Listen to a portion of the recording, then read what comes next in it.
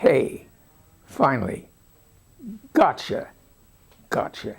We got a Monsignor, my folks. We finally got a Monsignor. Didn't get a bishop or a cardinal, but we're working on it. We'll get him one of these days. Anyway, we talk here about Msgr William J. Linn. He's from Philadelphia, and he was an associate to a cardinal, and I've taken a crack at the pronunciation because I'm not really sure. It's Bevilacqua, I think it is, something like that. Anyway, it's impronounceable. We'll just call him the cardinal. He's dead. Oh, he's dead. Anyway, this fellow, William J. Linn, was a subordinate to the cardinal, and his job was to keep these priests, these pedophile priests, and oh boy, they were crawling all over the diocese, all over the place. And he's just placing them here, there, and everywhere, trying to move them around. So, you know, one gets in trouble here, you take them, move them over here. And so, well, of course, this gets to be a losing game because finally they're all circled around and get the guy right back in his original parish. Folks began to get wise, you know. Well, the diocese was out millions and millions of dollars in settlements and so forth. But finally what happened was he was indicted and tried on 3 counts. The jury just gave him a pass on 2, but he got stuck on 1. And that was failure to report as required by the law. He had excellent knowledge. In fact, in his own handwriting, he had a list, I think, was better than 60 priests, credibly charged with molestation. He had not reported them as is required by the law.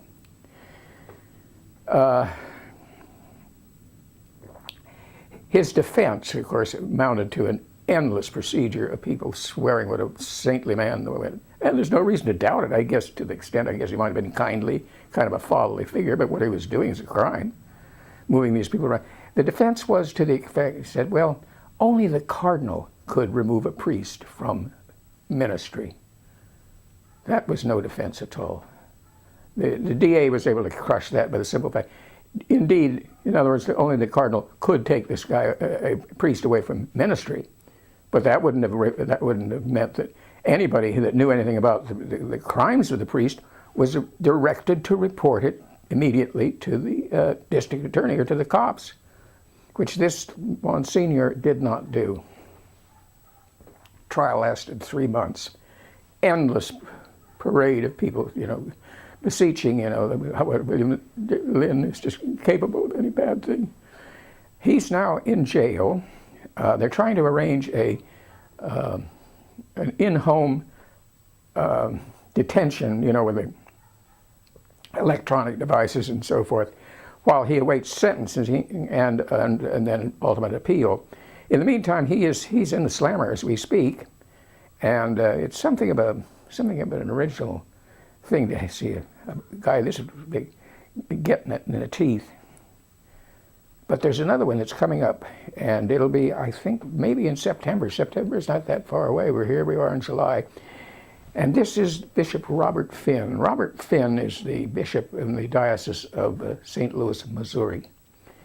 The circumstances are very similar. Once again, crawling with pedophiles. It's unbelievable. This is club ped. That's what it is, a club ped. If you get your jollies from boys, for God's sake, get in the ministry as quickly as you can, in the Catholic ministry as quickly as you can. You just join the club.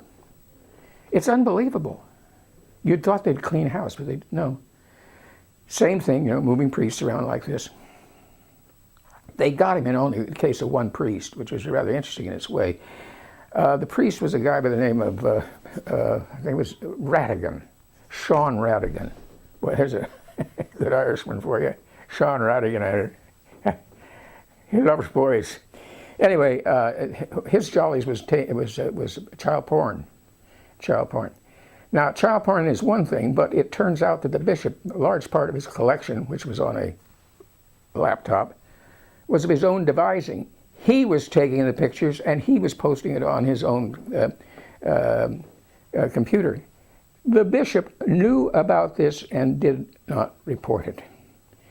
And the defense, there's always a, you know, sort of a preliminary defense in matters of this kind.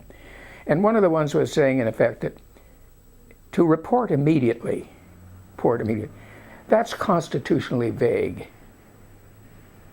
Are you ready for that one?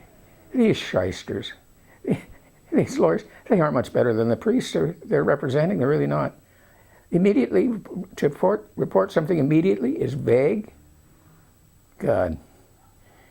Well, we've been through the whole thing. We came very close to a big fish. This was Cardinal Law in Boston, 10 years ago now. Cardinal Law, he's in the Vatican now. They got him out in the middle of the night, sneaked him out in plain clothes, got him on a plane before he was, he was a target for indictment. He actually was. He has never returned. Well, I think he did for a deposition. Point being that he's going to stay there because he's subject to possible arrest if he comes here. They treated him very grandly in the Vatican, incidentally. He was made I don't know whether they call it the dean or he's the head honcho of Mary Major, which is one of these huge cathedrals in Rome. Lives in one of these palacios. He's got attended by priests and served meal by the nuns. Of course, they do his laundry and all this kind of stuff. And this is his reward. Well, his one of his defenses I thought was absolutely marvelous. It was these lawyers getting $1,000 an hour and he's crawling all over the place. Won't you give us the money? We'd like to help the poor and spread the message and everything. Actually, it's going to $1,000 lawyers to keep guys like Cardinal Law out of jail. Anyway, one of the defenses used was a kid 6 years old that had been abused.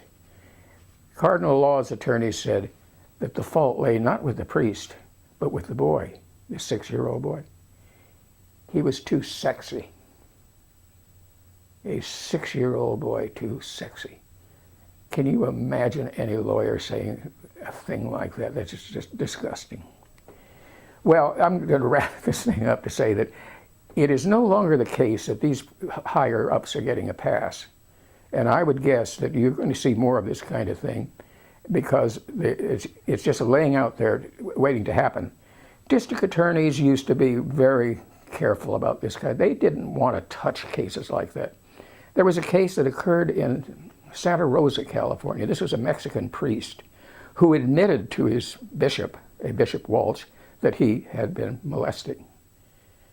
And California law requires, as so many states do, immediate reporting. Bishop didn't do it. He waited Friday, Saturday, Sunday, Monday. He finally picks up the telephone. In the meantime, this priest has escaped to Mexico. You should have heard the district attorney at this point.